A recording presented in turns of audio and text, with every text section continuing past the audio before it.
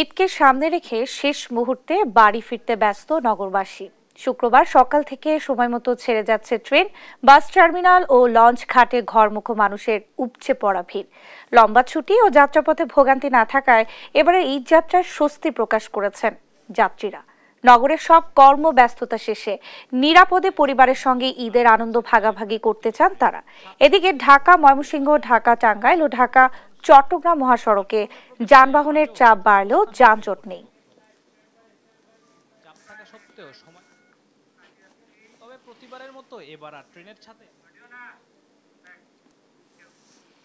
দর্শক, ঈদ যাত্রার খবর সংগ্রহে কাজ করছেন আমাদের সহকর্মীরা। কমলাপুর রেলওয়ে স্টেশনে রয়েছেন তারেক মাহমুদ সুজন এবং সদরঘাট এলাকায় রয়েছেন আরেক সহকর্মী তাইফুর রহমান তুহিন।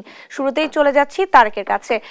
তারেক, ট্রেন যাত্রায় কোনো ভোগান্তি রয়েছে কিনা বিস্তারিত জানাবেন।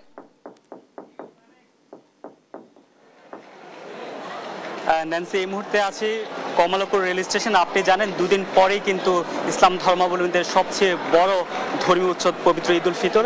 সেই দিনের আনন্দকে ভাগাভাগি করতে কিন্তু পরিবারের সদস্য এবং স্বজনদের সঙ্গে আনন্দ ভাগাভাগি করতে কিন্তু বাড়ি ছুটে যাচ্ছেন রাজধানীবাসী।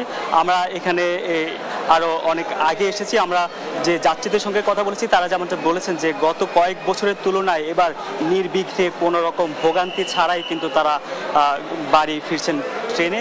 একই সঙ্গে আগে যে টিকিট কালোবাজারি এবং ট্রেনে অতিরিক্ত ভিড় সেটিও কিন্তু তারা এবার লক্ষ্য করছে না। আমরা এই মুহূর্তে যদি একজন যাত্রীর সঙ্গে কথা বলি, এবার আসলে ট্রেন যাত্রায় আপনারা কেমন সন্তুষ্ট বা কোনো ভোগান্তির মুখোমুখি হয়েছেন কিনা? আসসালামু আলাইকুম। আলহামদুলিল্লাহ, খুব সুন্দর, এবারকার কোনো ঝামেলা নেই এবং এই ট্রেনটা আরও আধা ঘন্টা আগে এখানে এসে বসে আছে। আমি আগে থেকে একটু চিন্তিত ছিলাম, কিন্তু এসে দেখি যে বসে আছে এবং ভালোভাবে এসে বসতে পারছি, কোনো সমস্যা নেই আর কি। এবং আশা করা যাচ্ছে টাইম মতো এটা ছেড়ে দেবে। যেমনটা বলছিলেন যে হচ্ছে নির্দিষ্ট সময়ের আগে এবং তাদের যে প্রত্যাশিত সময় সেই সময় তারা ট্রেনটি পেয়েছে এবং তার ঠিক আসনে গিয়ে তিনি বসেছেন। এবং তার আগে আমরা যেমনটা দেখেছি যে ট্রেন আসতে দেরি করে এবং নিজের যে আসনে যাওয়ার যে ভিড়, সেই ভিড় উপেক্ষা করে নিজের সিটটিতে আসলে জায়গা করে নিতে অনেক ভোগান্তির সেই কথা। তো এই মুহূর্তে সদরঘাটে রয়েছেন আমাদের সহকর্মী তাইফুর রহমান, সেখানকার বিস্তারিত জানাবেন তাইফুর রহমান।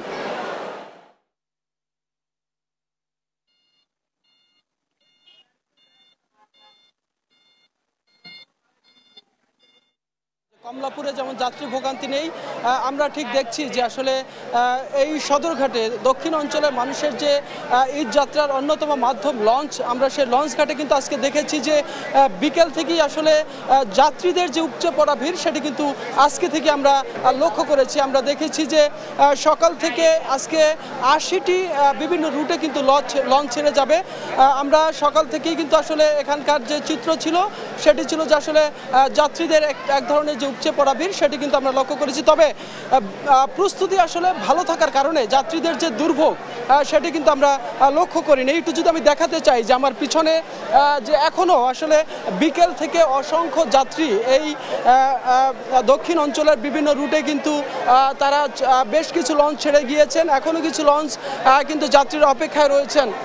তবে এই সদরঘাটের আসলে শৃঙ্খলা এবং যে আসলে যাত্রী সেবা এগুলো কিন্তু দেখভাল করার জন্য আজকে কিছুক্ষণ আগে কিন্তু এখানে অন্তর্বর্তীকালীন সরকারের যে উপদেষ্টা রয়েছেন, যিনি এই নৌ পরিবহন মন্ত্রণালয়ের দায়িত্বে রয়েছেন, তিনি কিন্তু এখানে এসেছিলেন এবং তিনি বলছেন যে বিগত বছরগুলোর তুলনায় এবছর কিন্তু তারা যথেষ্ট শৃঙ্খলার মধ্যে রেখেই এই যাত্রী সেবা নিশ্চিত করতে পেরেছেন। তবে তারপরেও কিন্তু আমরা দু একটি অভিযোগ আমরা দেখেছি। বেশ কয়েকটি রুটের লঞ্চে আমরা কিন্তু দেখেছি যে সাদে যাত্রী ভ্রমণ করছেন, সেই বিষয়গুলো দেখেছি। তবে সেই বিষয়গুলো নিয়ে কিন্তু উপদেষ্টা বলার চেষ্টা করেছেন, বলছেন যে আসলে আজকে হয়তো যেহেতু গার্মেন্টস ফ্যাক্টরি সব কিছু বন্ধ থাকার কারণে একটু যাত্রী চাপ বেড়েছে, আগামীকাল থেকে কিন্তু আসলে পুরোদমে তারা শৃঙ্খলা বজায় রাখতে পারবে। তবে সব মোটা থেকে বলতে গেলে আসলে যাত্রী হয়রানি ছাড়াই বিগত বছরগুলোর তুলনায় এবছর অনেকটা স্বাচ্ছন্দ্যে যাতায়াত করছেন দক্ষিণ অঞ্চলের মানুষ এই লঞ্চের মাধ্যমে। তো এই ছিল আসলে আমার কাছে সদরঘাট থেকে সর্বশেষ। আপনাকে ধন্যবাদ। সেই সঙ্গে তারেক, আপনাকেও ধন্যবাদ জানাচ্ছি। দর্শক, কমলাপুর এবং সদরঘাট থেকে আমাদেরকে ঈদ যাত্রার খবরাখবর জানাচ্ছিলেন আমাদের সহকর্মীরা।